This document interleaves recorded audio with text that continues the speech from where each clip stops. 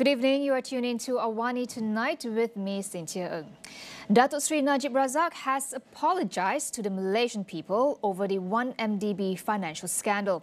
In a statement read by his son, Datuk Muhammad Nizar, at the Kuala Lumpur court complex today, Najib expressed deep regret over the 1MDB corruption case, but maintained his innocence, claiming he was deceived by fugitive businessman Jolo and his associates.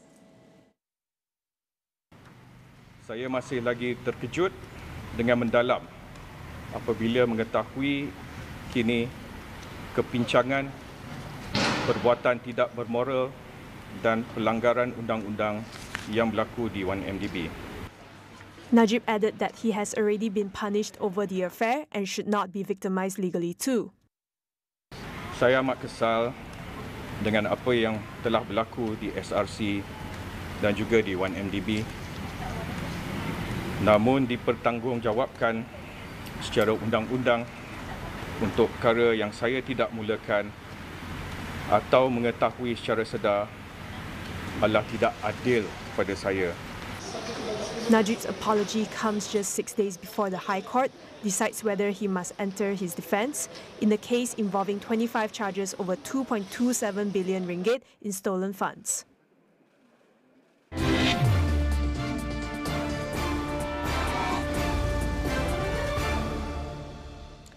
The Social Security Organisation SOCSO is in the midst of reviewing a new 24-hour social protection framework to include coverage beyond working hours.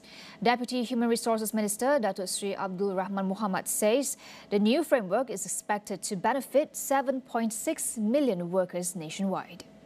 Secara prinsipnya, kerangka ini berupaya merapatkan jurang ketidaksamaan sekaligus memastikan tiada pekerja tercicir daripada mendapat perlindungan pada bila tiba masanya. He said the review of a comprehensive safety net for workers was in response to calls from various parties, including the Malaysian Trades Union Congress (MTUC) and the Malaysian Employers Federation (MEF). The Human Resources Ministry has already held discussions with stakeholders in Sabah and Sarawak and will soon present its proposal to the Cabinet. The redevelopment of KL Central is expected to start early next year. Transport Minister Anthony Loke says the terms and conditions for the public-private partnership redevelopment project are currently still being negotiated. Loke said that the negotiation between the Public-Private Partnership Unit UCAS and the developer is expected to conclude within the next 2 to 3 months. Only after the agreement is finalized that construction can begin. With the public-private partnership, he said the entire cost will be borne by the developer. In return, the developer will receive the air rights that allows them to construct a building on top of the station, establishing a mixed-use development. Loke also assured that KL Central would continue operating as usual during the project. There are no natural risks of sinkholes in Klang as the area is not sitting on limestone. Works Minister Datuk Sri Alexander Nantalinggi says areas prone to sinkholes typically have limestone soil composition and that sinkholes in Klang are typically caused by non-natural factors. These include pipe leaks, drainage system issues and failures in localized embankment structures. Meanwhile, Nanta said his ministry has also established guidelines for the installation of utilities along federal roads to prevent sinkholes caused by pipe leaks. He said the utilities companies must comply with the guidelines and technical requirements issued by the Public Works Department to ensure that roads are safe for users. Periodic monitoring and maintenance are also carried out by the concession company appointed by the ministry to ensure the road and the drainage system are in good condition.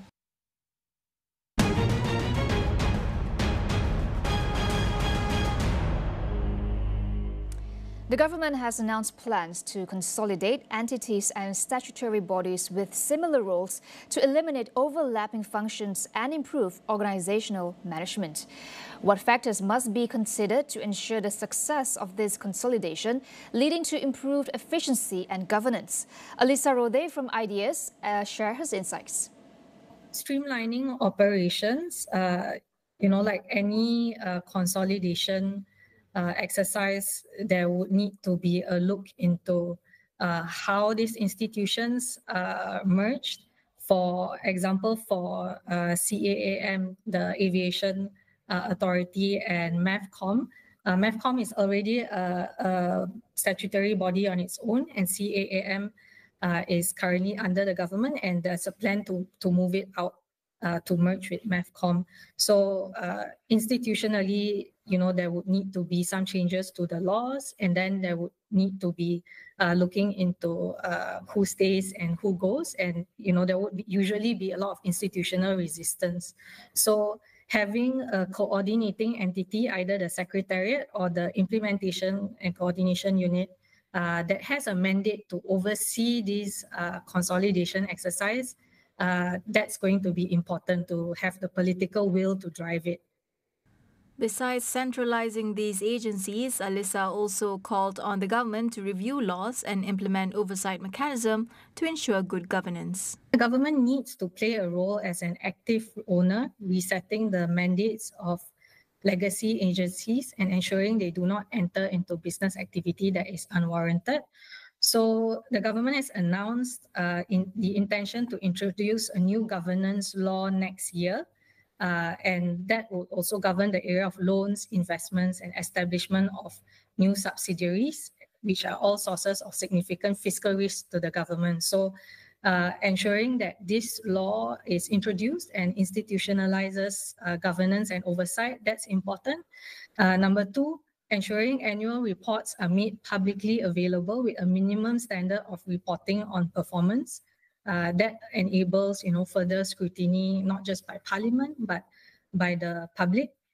And ideally, the government should also consider institutionalizing this type of periodic review of statutory bodies and the relevance of their mandate. It could be every 5 years or 10 years, but at least, there is a conscious decision of looking at the mandates, renewing them, or adapting them to the current situation so that you don't end up with legacy agencies that are ineffective or creating a lot of complexity. Yeah.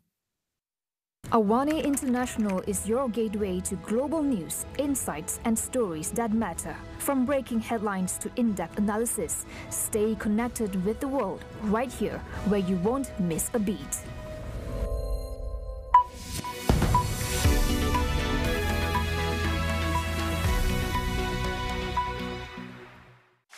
Rambut gugur lagi? Macam mana Gunakan Pantene Baharu dengan provitamin mikro yang meresap dan menguatkan rambut dari dalam. Rambut 10 kali lebih kuat terhadap rambut gugur. Pantene Baharu.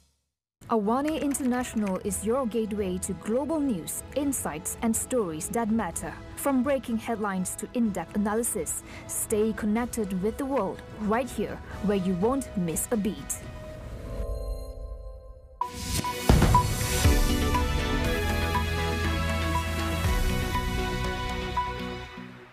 Welcome back. Turkey says its air force has struck Kurdish targets in Iraq and Syria in retaliation for an attack near Ankara that left at least 5 people dead. The Defense Ministry reports more than 30 targets were destroyed in the operation, though no further details were provided on the locations that were hit. According to the government, all precautions were taken to prevent harm to civilians. The strike came hours after an attack at an aviation company's headquarters in which 5 were killed and 22 injured.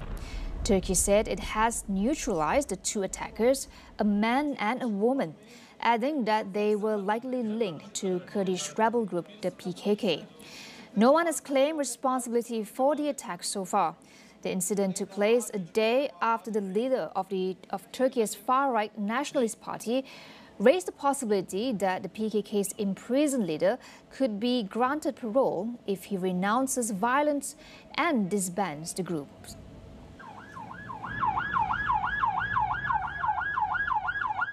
Tropical storm Trami has killed at least 26 people and forced more than 150,000 to flee their homes as it made landfall on the northeastern coast of the Philippines.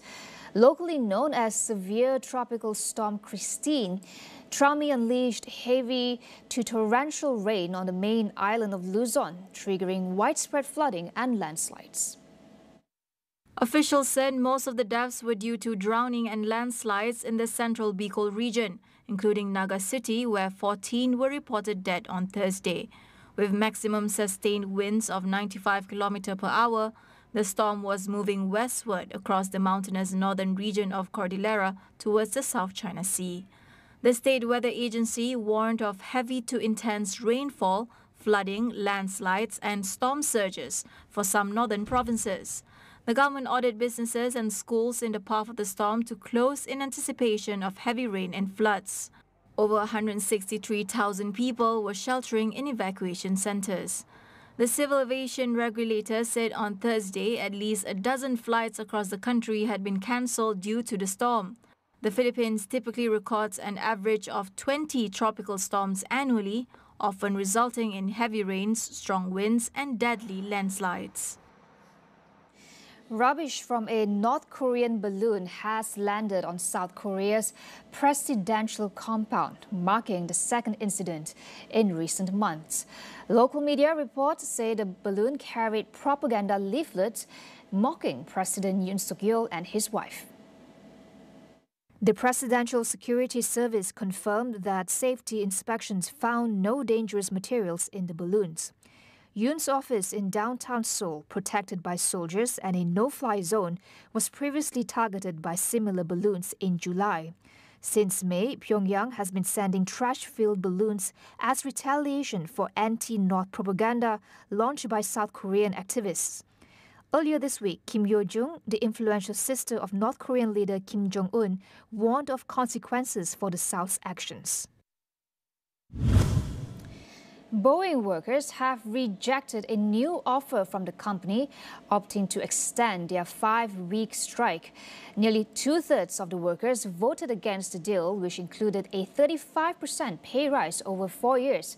But the deal failed to restore the defined pension plan many employees are demanding. This marks the second time workers have turned down a proposed deal, with a previous offer overwhelmingly rejected last month.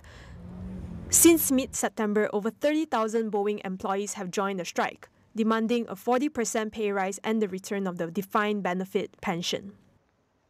The strikes have halted production of Boeing's best-selling 737, 767 and 777 jets, worsening the company's financial troubles.